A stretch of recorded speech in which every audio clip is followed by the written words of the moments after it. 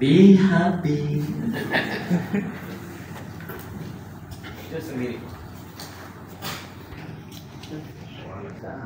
Mercy, peace, blessing of Almighty God be upon you all. How are you today? By the way, my name is Jihad Bani from Philippines. Thank you for inviting me today to present about some knowledge of Islam. I introduce to you the three words. First one, Islam. And the second, Muslim. And the last, Fitra. First one, Islam. What is the meaning of Islam?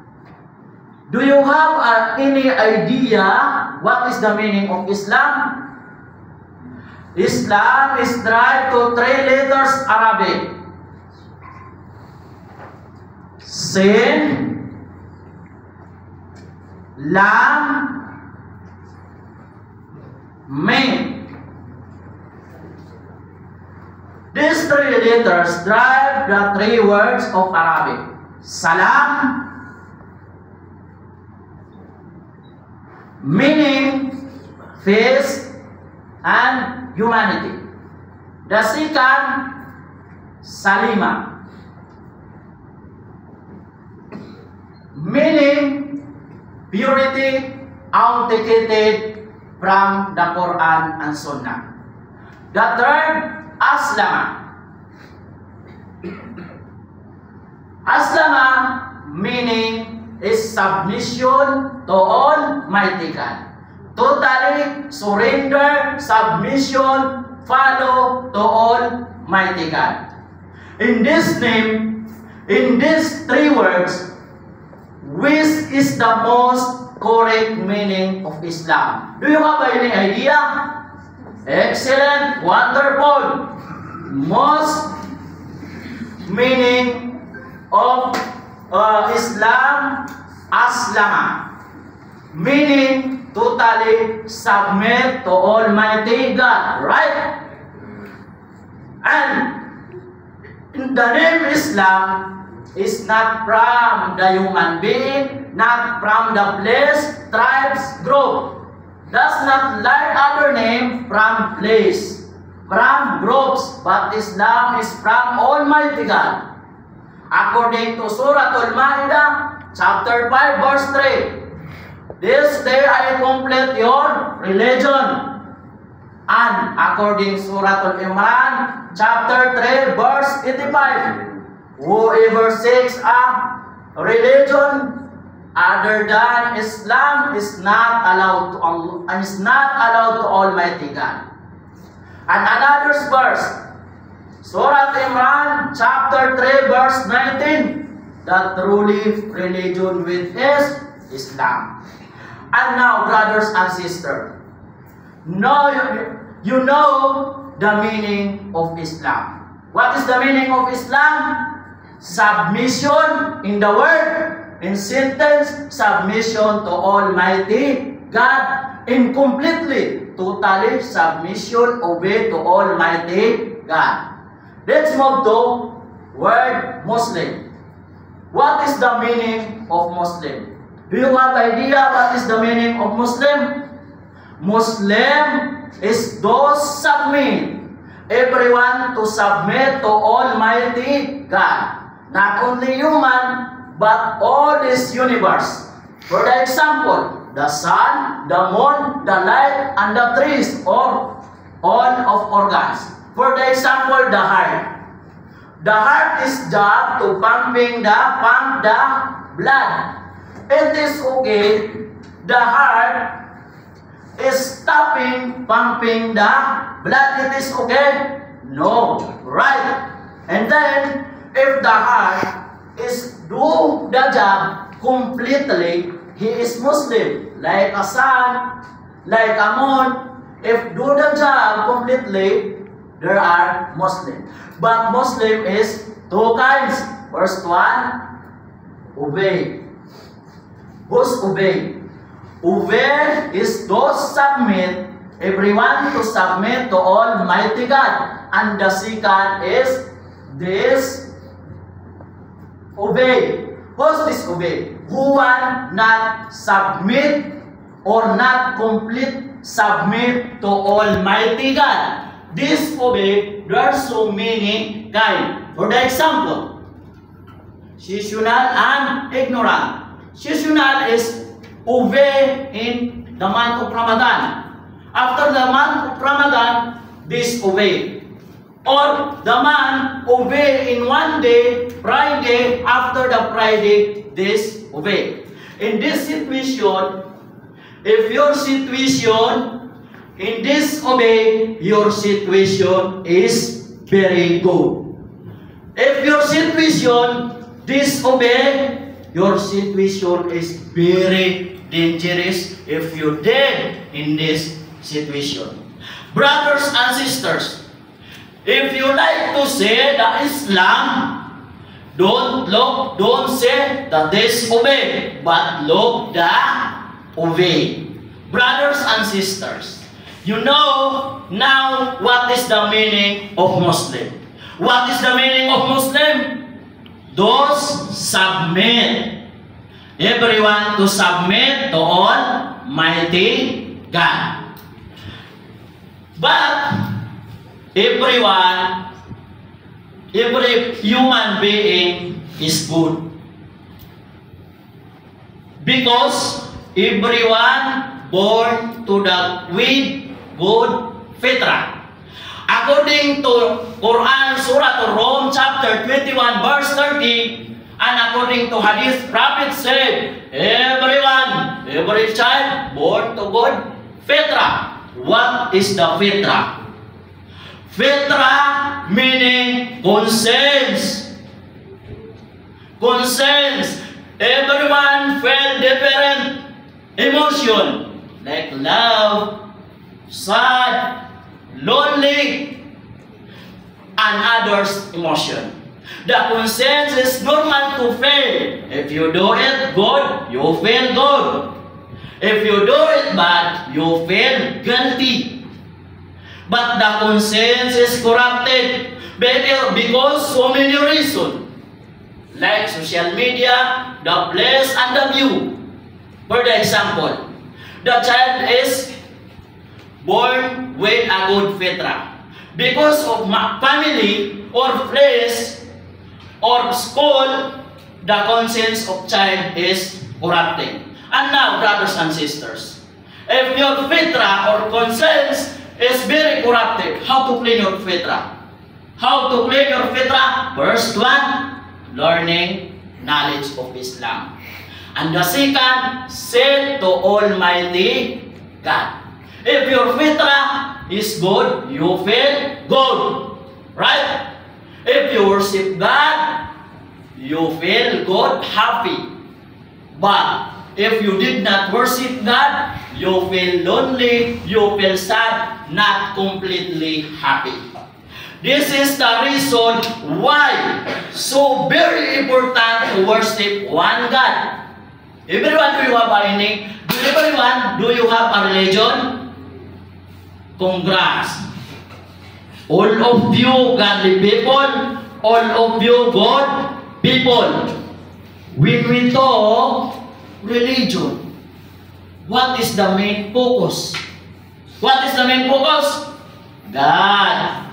Good work, right? But the problem, there are so many gods in this world, right? So confused how to differentiate the God and who is not God. Do you have any idea how to differentiate the God and who is God? No idea, no problem. Let me share with you how we Muslim differentiate who is God and not God. Everyone agree with me, the God is creator, right? How about the universe? For me, the universe is creation, right? And everyone agree with me that God is creator and the universe is creation. I write here. Creator, creation. I have a 5 characteristics. I have a 5 characteristics how to differentiate who is creator and who is creation. First one, ever living. Who do you think? Ever living. Creator or creation? Creator. Sa. Excellent. How about creation? Not ever living. What's the example? Human being, right? And the second, beginning, ending. Who do you think beginning, ending? Creator or creation? Creation, right? Good. How about the creator? No beginning, ending. And the third is time, space, mass. Time, space, mass. Who do you think time, space, mass? Creator or creation? Creation. Excellent. How about the creator? Not bounded to space and mass. The fourth, sustenance. Who do you think? Sustenance, creator or creation? Creation. How about the creator? No need. Sustenance. The last, rest and sleep. Who do you think? Rest and sleep. Creator or creation? Creation. How about the creator? No need rest and sleep. And this characteristic, of creator. And now, do you know in scripture mention this characteristic of creator? No, right? But in Islam, mention this characteristic of creator in Surah Baqarah chapter 2 verse 255. In this verse, touchstone of theology, to criteria to differentiate who is God and not God. I give you a some of example. Name Muhammad. Who is Muhammad? The prophet of Muslim. Muhammad is ever living? No. Muhammad was beginning, ending? No. He is creation. Muhammad bounded to time and space? No. He is creation. Muhammad, his need sustenance? Yes, he is creation. Muhammad needs sleep and rest? Yes, he is creation. And now, Muhammad is creation, not creator. I put here all the universe. All the universe. Do you know anyone from the whole universe, they have a characteristic of creator? No, right? In all of this, in one word, La ilaha illallah. If you agree all of this, technically you are all Muslim. And now, brothers and sisters, let's move to the next topic, divinity of Jesus. Some of my friends told me, my friend, Jesus is God.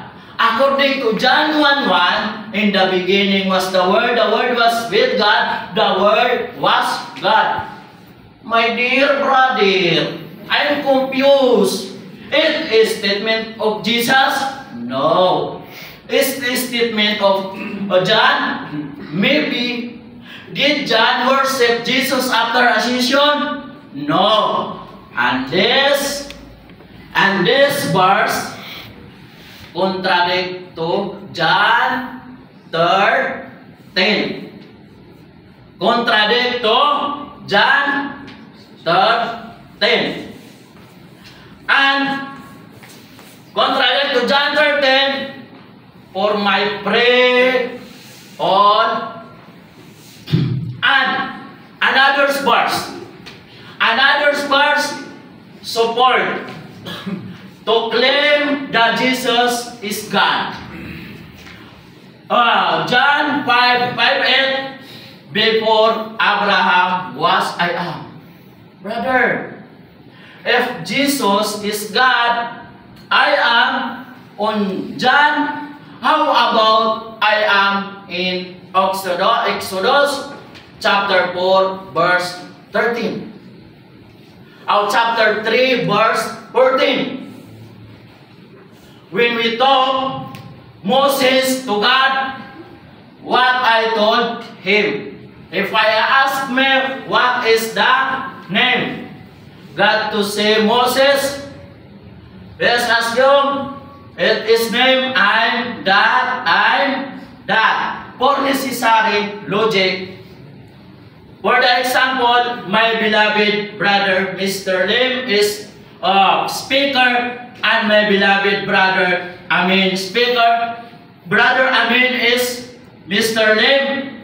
No. Right? And who is I am in Exodus? The Father Almighty God. Another verse, John 10:30. My Father are one. What one?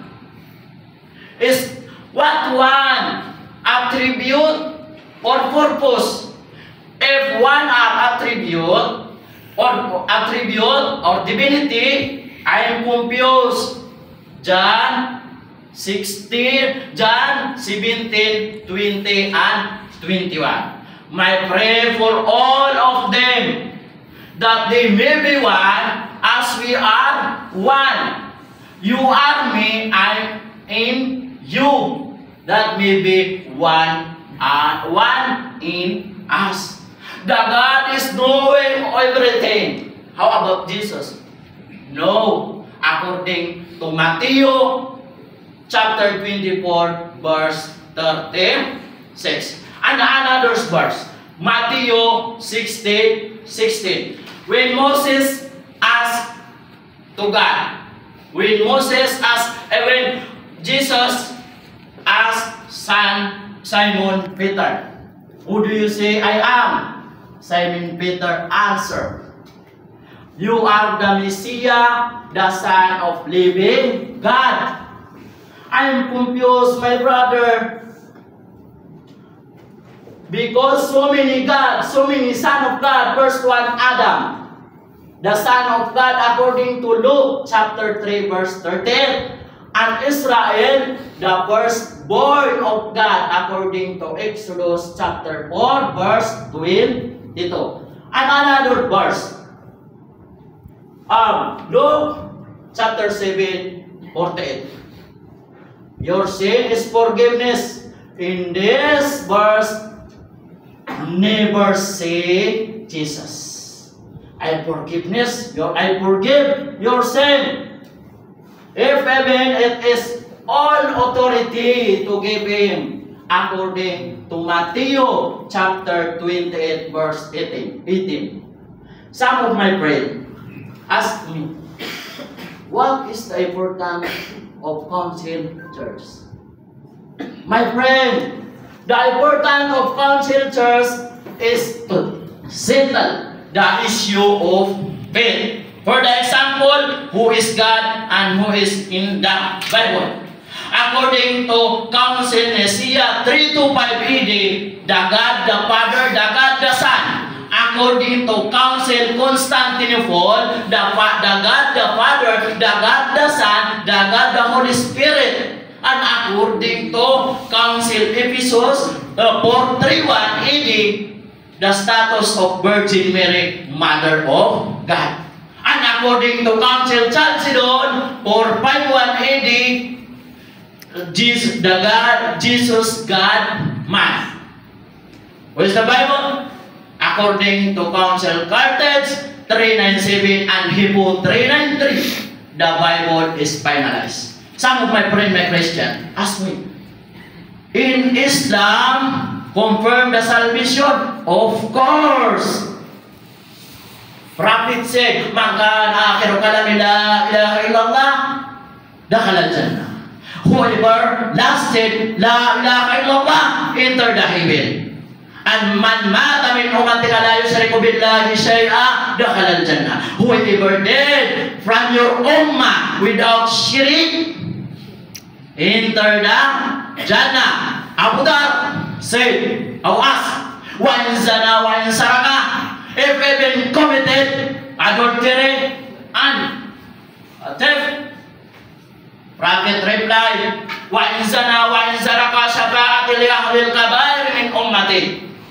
If even committed adultery and theft, shafa'ati min ahli al-kabair, my intercession of the people of major sin among my nation. And I told him, how about the Christianity? Salvation is confirmed. Yes. According to John 3:16, the God so loved the universe, He gave the only begotten Son. And according to Romans chapter 10, verse 9, I'm confused. Matthew verse 7, 22 and 23, many will tell me on that day, Lord, Lord, we prophesied in your name, drive out demons in your name, perform miracles in your name. And I will reply, I never knew you. What did you wear? What did you wear unauthorized? And 1 Corinthians chapter 6, verse 9 and 10, the sodomites, the thief, the drunkards will not enter the kingdom of heaven. My friend, I ask you a question.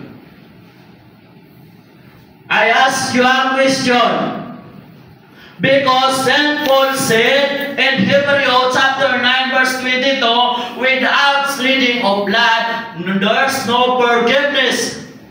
Based on above, forgiveness of sin is through the death of Jesus, right? Yes. My dear brother, I'm confusing because God so many saw the forgiveness. First one, the Lord Prayer. And the second, according to Ezekiel chapter 18 verse 21, the repentance. And according to Daniel chapter 4 verse 27, the charity. And according to Numbers chapter 15 verse 27, animal sacrifice. I repeat for you, my brother. Repentance, Lord Prayer, charity, animal sacrifice. Why? Now, I ask you a question. Why I so believe the death of Jesus is the forgiveness of sins? My friend, please give me your answer. I'm waiting your answer before I go back to Cebu. Thank you for your listening my speech. I hope learn to my speech, and thank you for all sponsors, and thank you for organizer to inviting me in this program. God bless you all. Assalamualaikum.